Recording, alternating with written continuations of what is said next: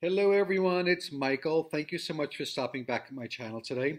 I have another mini album share for you.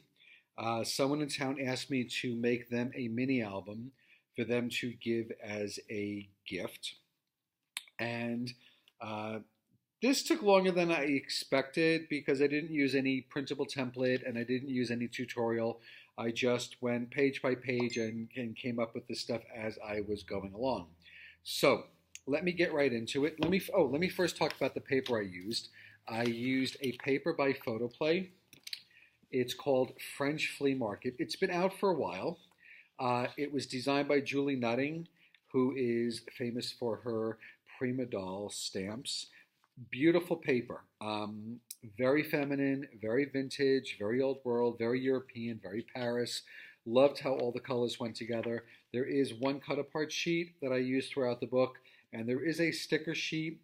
I didn't use as many of the stickers as I wanted to because, to be honest with you, I don't know how to use the stickers. So I'll get better with that as I am moving along. Um, it's a 6x6 book. The pages are 6x6. The book itself is 6.5 by 6.5, and the spine is 2 inches. There are 4 pages in the book. I was going to stop at 3, but then I kept going because I don't know when to stop sometimes. Um, Front of the cover is one of the designer sheets.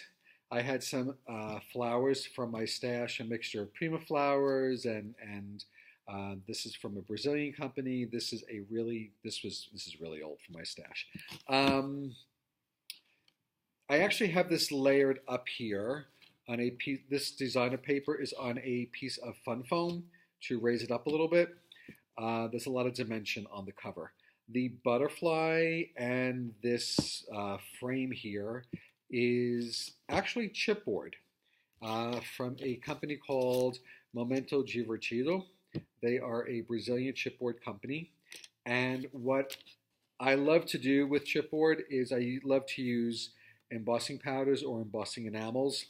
And for this book, I used throughout it aged black embossing enamel by Stampendous. I love these embossing enamels. They work just like an embossing powder, except when the colors meld and form together, it's almost like lava, and you get this very vintage, there's mixtures of gold and black in here. Um, this has gold and silver. It's beautiful the way it is, and you don't get this effect with regular um, embossing powders. So the chipboard is naked, and I just use some Versamark, and then I heat emboss it. Um, the sides, designer paper and designer paper here, but on the spine and on the back, I used some more chipboard using the same embossing enamel to give a more vintage look so that when it's on a shelf or something, it actually looks like a book of some sort, and some crystals over here. Um, First time I used a closure. It looks like a rosary bead, and it actually is called rosary bead. Sue, you were right. It's by it's by Spellbinders from the Gilded Life line. It's a beaded rosary chain number 2. I picked this up on a clearance sale they were having. I love it. Comes in a very long chain, and I could just cut it down to the size that I wanted. And I made it a little bit longer so when the book is filled with photos, I could always remove a link if I want to versus trying to put a link on. When you open up the book, this is another chipboard frame from the same company, Momento Divertido. I used the same aged black embossing enamel. There's a photo mat here. I used this stamp, which is from Unity Stamp Company, on all the white photo mats to let her know to put a photo there. On this page, it's a 2-page waterfall, just very simple opening. It's held together here with a magnet. Here we have all 4 pages have a pull apart, a pull out It's the pink with the black for photos. And this edge here is another Spellbinders die. It came with a set, and I used this throughout the book. I'm trying to get away from my typical straight lines here. I need to change. I need to grow.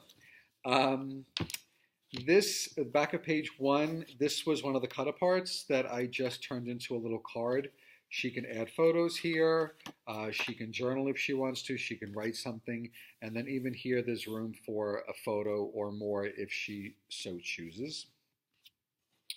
The front of page 2, I have a photo mat here, which is for both sides. I have it being held in a little bit with the pearls, which also match the pearls on the front and the back of the book to give it a little bit of a more vintage feel. Have a vintage dress form here, which is chipboard again with the embossing enamel, and underneath is just a piece of the designer paper that I used. I mean, she can even put a photo here if she so chooses. This opens up, and we have 2 pockets here with 2 photo mats. I left the back blank in case she wants to write on it versus putting a photo. This is a little, this is one of the cut-aparts also that I have here. So I think I'm going to make one more photo mat for here. And these flip down so that she has 4 areas here for photographs. I didn't use any mats or anything here, allowing this to be done her way. She can do 4 photos, she can do 2 photos if she wants, or 1 photo. If she wants more photo mats, I'll make them for her. And this closes up like that. This closes up like that. Another photo mat pull out here. Turn it to the other side, and this is the same cut apart that I used here. I just cut it down, and I made this little flap here to hold these 3 cut aparts, which she can write on the back or she can do photos, whatever she wants. And there's room here also for a photograph. On this side, this is a 4-page waterfall.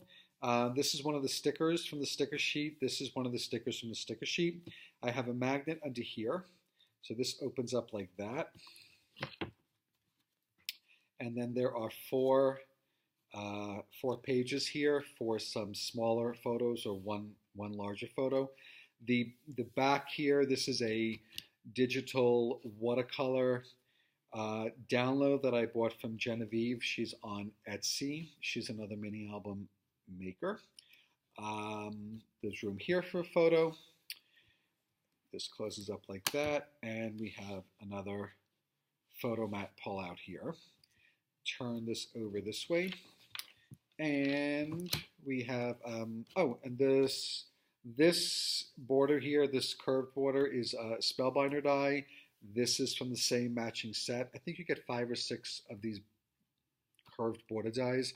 Like I said, I'm trying to get away from these straight lines that I seem to love to do.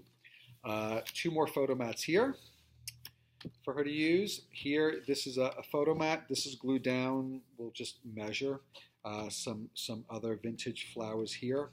This opens up. We have a photo mat here. And I didn't extend it out this way because I wanted, when this page is closed, I didn't want another photo to be intersecting with this photo and throwing off the balance of the page. So this way the photo can stay hidden. This is another page. This is one of the cut aparts. This flips up, and we have an area here for a photo. This could be a photo where she can write, and this is another one of the cut aparts up here just to give it some more of that French flair to this paper. Flipping this over to the back, we have one more pull out here for photos.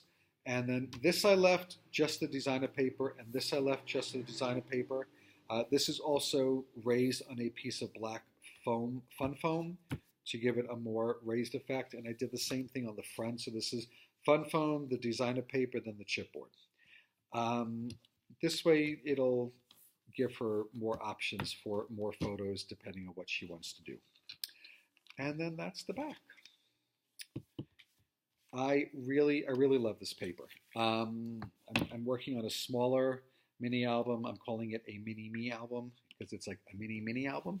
Um, anyway, I'd love to know what your feedback is on this, good and bad.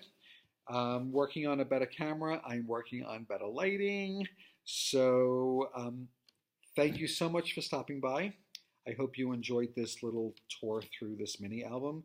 Um, don't forget to subscribe. I will leave links below with any paper pads I use or any of the other things that might be of interest to you guys. And thank you so much. I'll see you back here soon.